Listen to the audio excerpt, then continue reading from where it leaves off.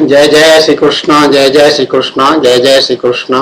बोलो आनंद एक बार, हरि बोल हरि बोल हरि बोल। आज दिन सोमवार है, तिथि ज्येष्ठ कृष्ण त्रयोदशी।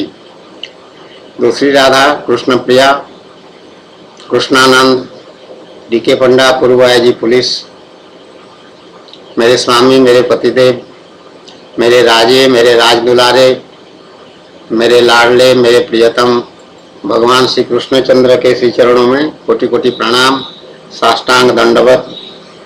बाकी सभी को आशीर्वाद, सबका कल्याण हो।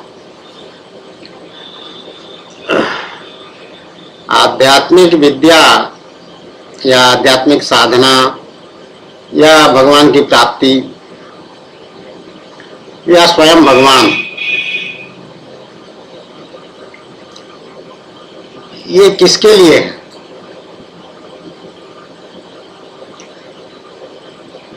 भगवान तो सबके हैं और सबके लिए। भगवान को कुछ नहीं चाहिए। भगवान अपने आप में संपूर्ण है, जिसको कहा जाता है पूर्ण काम। भगवान पूर्ण काम है। उनको इसलिए किसी चीज की कोई अपेक्षा नहीं है कि कोई उनको भोग लगाएगा तभी उनका पेट भरेगा, ऐसी कोई बात नहीं है। भगवान का पेट भरा हुआ है और वो संतुष्ट है। अस्ति, अस्ति मतलब है, तो भगवान है तो है, पूरा के पूरा है, उसमें उनमें कोई कमी नहीं है। लेकिन वो है दूसरों के लिए। किसके लिए है?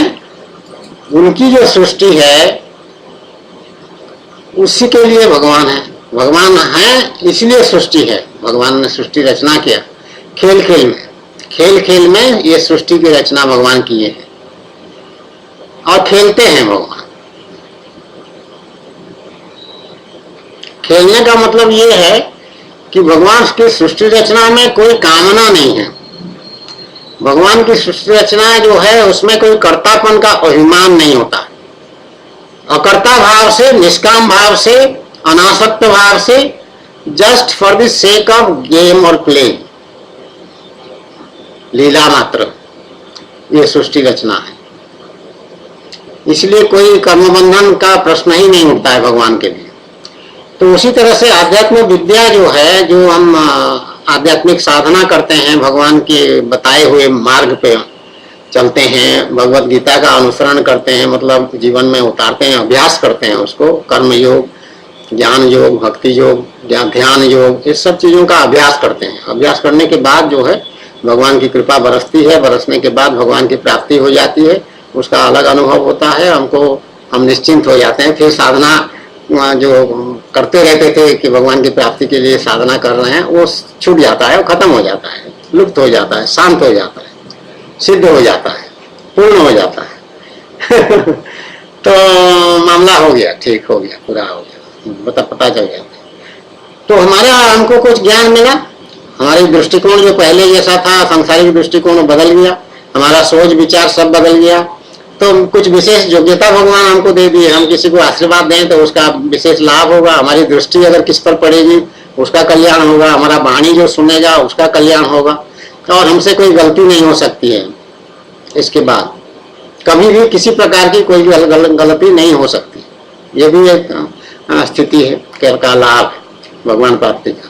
तो जो भी है हमारी स्थिति, हमारे रहने से संसार का कल्याण ही कल्याण है। हम अगर कुछ ना भी करें, कोई प्रवचन ना करें, कोई उपदेश ना दें, कोई सत्संग में ना बैठे, लोगों को बुला करके सत्संग ना कराए और खाली बैठे रहें, निश्चेष्ट होकर के बैठे रहें, कुछ ना भी करें, तो भी जगत का कल्याण हो रहा है हमारे सांस से, हमारे ऊर्जा से। क्योंकि कोई भी जीवित व्यक्ति रहता है तो शरीर से ऊर्जा निकलता है उसको, और वो वातावरण को प्रभावित करता है।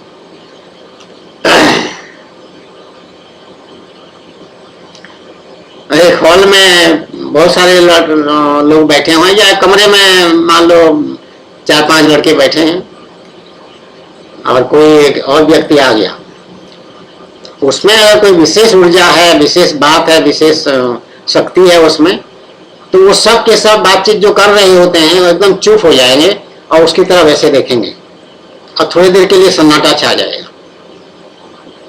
ये डीके पंडा के अनुभव में ऐसा हुआ है। दिल्ली में वो कौन सा कॉलोनी है, उसमें वो रहते थे, एक अधिकारी आर के दास उनका नाम है, आईपीएस, मेरे से 1 साल सीनियर, डीके पंडा से 1 साल सीनियर थे। और जगह का नाम मैं भूल गया। तो वहाँ पे वैसे आईपीएस ऑफिसर्स बैठे हुए हैं 4-5, वहाँ पे डीके पंडा कमरे में आता है तो एकदम सब सन्नाटा, एकदम सब ऐसे चुप हो जाते हैं, उसकी तरफ देखने लग पड़ते हैं। फिर कोई कहता है, अरे साहब डीआईजी साहब की तरह आ रहे हैं आप तो। उस समय सब एसपी रैंक में थे, मुझे याद है।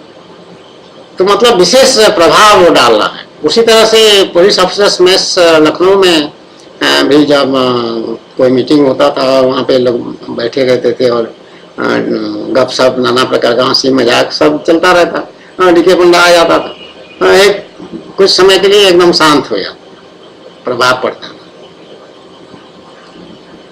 तो ये ऊर्जा ऐसा होता है, शक्ति ऐसा होता है।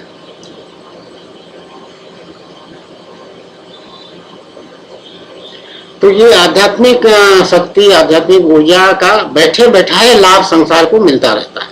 इसलिए शास्त्र में कई जगह ये लिखा हुआ मिलेगा कि ये धरती जो स्थिर है या सब काम चल रहा है किसी प्रकार से, ये महात्माओं की कृपा से चल रहा है, धार्मिक महात्माओं की कृपा से ही चल रहा है। ऐसा कहीं लिखा मिलेगा, मैंने पढ़ा है कि ये लोग ऐसे हैं, कुछ लोग जो भगवान को धारण किए हैं, भगवान की प्राप्ति हुई है, और या भगवान के बहुत पास हैं, या भगवान के विचार से उत्प्रोत हैं, भगवान की भगवत्ता से प्रभावित हैं या उसी से उत्प्रोत हैं। तो इस वजह से संसार में धर्म की स्थापना अभी भी है, कुछ ना कुछ ऑर्डर है, व्यवस्था बनी हुई है, काम चल रहा है। ऐसा नहीं कि ट्रैफिक वायलेशन जो है, ट्रैफिक नियमों का उल्लंघन सभी लोग अगर करने लग पड़ेंगे, मान लीजिए 100% ट्रैफिक उल्लंघन, क्या होगा? कैओस हो जाएगा एकदम, अब व्यवस्था फैल जाएगा, अराजकता हो जाएगा, फिर वहां पे एक्सीडेंट हो जाएगा, मारे मार, लोग आपस में मार पीट करेंगे, बहुत गाड़ी उड़ी डैमेज हो जाएगी, या सब चोरी चमारी अपराध करने लग पड़ेंगे 100%। एक मोहल्ले में मान लीजिए 500 लोग रहते हैं, या 500 के 500 निकले चोरी करने एक दूसरे के घरों से, तब क्या होगा? कितने एफआईआर पुलिस थाने में होगा और कितने केस पकड़े जाएंगे और क्या होगा? अराजकता हो जाएगी। लेकिन अराजकता नहीं है। 16 दिसंबर को एक मारात्मक और भयंकर बलात्कार की दुर्घटना हुआ। ऐसा दुर्घटना मान लो हर रोज होना शुरू हो जाए, एक या हर घंटे में एक,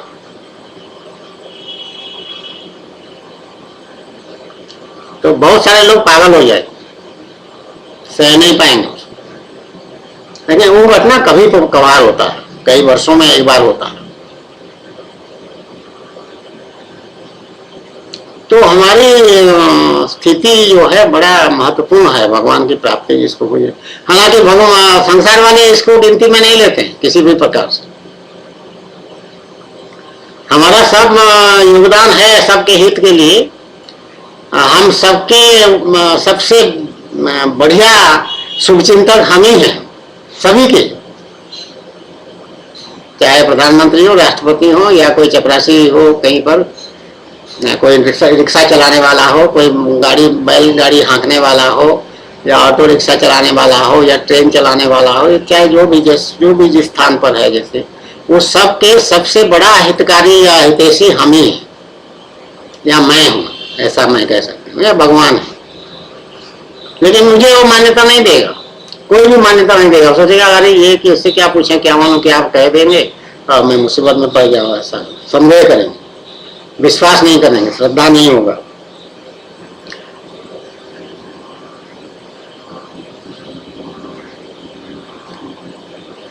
लेकिन आध्यात्मिक व्यक्ति, आध्यात्मिक शास्त्र और भगवान, ये सभी चीजें जो है भगवान के जगत के कल्याण के लिए। ये वैसे शास्त्रीय दृष्टि से भगवान की प्राप्ति जब हो जाती है किसी सन्यासी को या किसी साधक को, तो वो उतने में ही उसका काम पूरा हो गया तो वो उसमें संतुष्ट है, शांत है और उसको और कुछ करना नहीं है। उसके लिए ऐसा आदेश है।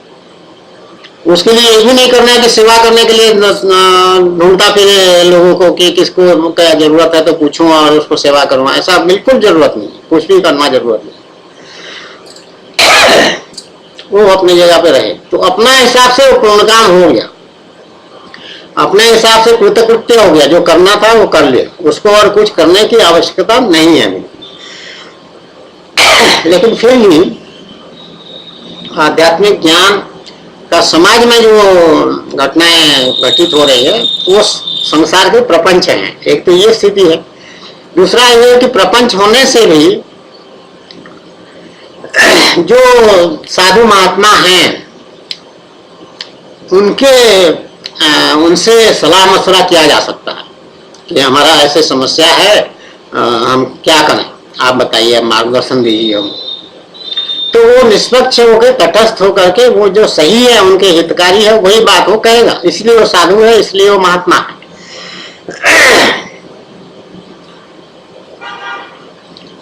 तो ये संसार के लोगों को ऐसे व्यक्तियों से सलाह मशवरा लगातार करते रहना चाहिए। इसलिए भगवान राम दशरथ के पुत्र के रूप में जब जन्म हुए थे तो दशरथ का जो निर्णय लेने की बात होती थी कोई भी महत्वपूर्ण विषय में, तो फौरन अपने कुलगुरु वशिष्ठ जी को से बात करते थे और चल के खुद जाते थे उनके आश्रम में, वशिष्ठ के घर में, और वहां पे उनसे जो भी औपचारिकता है उनको दंडवत आदि करने का वो सब करते थे। पूजा अर्चना जो भी उनकी करना है करते थे, नमस्कार आदि जो करना। उसके बाद फिर उनको शांति से बैठा करके वो अपना समस्या रखते थे, तो वशिष्ठ उनको उपदेश देते थे, ऐसा करना ठीक रहेगा। उसको वो मानते थे। ऐसा एक भी अवसर नहीं होता था कि वो उसको कहें कि नहीं मैं ऐसा नहीं कर सकता हूं, आप कह रहे हैं लेकिन मैं नहीं करूंगा, क्योंकि उनको गुरु मान चुके हैं, गुरु हैं, कुलगुरु हैं, उनके कुल के गुरु हैं। तो कुलगुरु जो भी कह देंगे वो उसी हिसाब से करेंगे। वो नफा नुकसान की बात नहीं सोचेंगे कि ऐसा करने से क्या होगा क्या नहीं होगा, वो सब सोचेंगे ही नहीं, कोई जरूरत नहीं। तो गुरुदेव ने कहा है तो सब ठीक हो। ऐसे श्रद्धा, ऐसा भक्ति, ऐसा विश्वास, ऐसे निष्ठा, ऐसा मर्यादा शिष्य में होना आवश्यक है। तो संसारी मनुष्य अपने आप को अगर ऐसी स्थिति में रख सकें, ऐसी शिष्य जैसे मर्यादा में, निष्ठा में, श्रद्धा में, विश्वास में, तो वो साधु पुरुष या महात्मा के पास जाएंगे, उनसे पूछेंगे तो तब वो जो कहेंगे उसको करेंगे तो उनका कल्याण हो, निश्चित रूप से कल्याण होगा। तो जो अभी जो तंत्र बना है, प्रशासन या गवर्नेंस जिसको कहते हैं, इसमें जो लोग, तो राजा थे दशरथ, पहले रजवाड़ा चलता था, आजकल इसको कहते हैं प्रजातंत्र, डेमोक्रेसी कहते हैं इसको। तो डेमोक्रेसी में मंत्री बोलते हैं, एक प्रधानमंत्री होता है, एक राष्ट्रपति होते हैं और बाकी मंत्री होते हैं बहुत सारे, और कुछ छोटे मंत्री होते हैं। तो ये मंत्री और प्रधानमंत्री जो हैं, इनका कोई धार्मिक सलाहकार नहीं है, कोई गुरु नहीं है। प्रधानमंत्री के व्यक्तिगत गुरु रह सकता है, हो सकता है, लेकिन प्रधानमंत्री बन के उस पद का कोई पद में जो आसीन है उसका कोई प्रधानमंत्री का गुरु नहीं है, धार्मिक गुरु। शंकराचार्य लोग सब 5 जगह 4 जगह बैठे हुए हैं, लेकिन इनको किसी भी मामले में सलाह मशवरा ऑन रिकॉर्ड फाइल पर नहीं करते हैं कि इस मामले में हम उनसे संपर्क किए, उनका परामर्श लिए तो उन्होंने ऐसा उपदेश दिया है, ऐसा एडवाइस दिया है, इसको फाइल में लिखा है, नोट किया जाए और उसको उसी हिसाब से निर्णय मैंने दिया है। ऐसा नहीं करेंगे। ऐसा अगर करेंगे तो वो हो सकता है गैर कानूनी हो जाए या मूर्खामी साबित प्रमाणित कर दें लोग, जो कि एकदम गलत है। तो अगर किसी धार्मिक गुरु का सलाह दिया जाएगा तो प्रशासन और शासन जो है वो ठीक से चलेगा, इसमें कोई संदेह नहीं है। तो आध्यात्मिक गुरु, आध्यात्मिक शास्त्र, आध्यात्मिक ज्ञान और भगवान स्वयं, इनका उपयोग है संसार के लिए, प्रोवाइडेड संसारी मनुष्य जो भी अधिकारी व्यक्ति है वो अपने जहाँ है वो उचित मर्यादा और शिष्यत्व के लक्षणों के साथ गुरु से संपर्क करे, महात्मा से संपर्क करे, साधु से संपर्क करे और विनम्र निवेदन करे तो उनका जो उपदेश है उसको दिया जाए तो उसमें उसका लाभ होगा, देश का लाभ होगा, कल्याण होगा। जय जय श्री कृष्ण, जय जय श्री कृष्ण, जय जय श्री कृष्ण। बोलो आनंद एक बार, हरि बोल।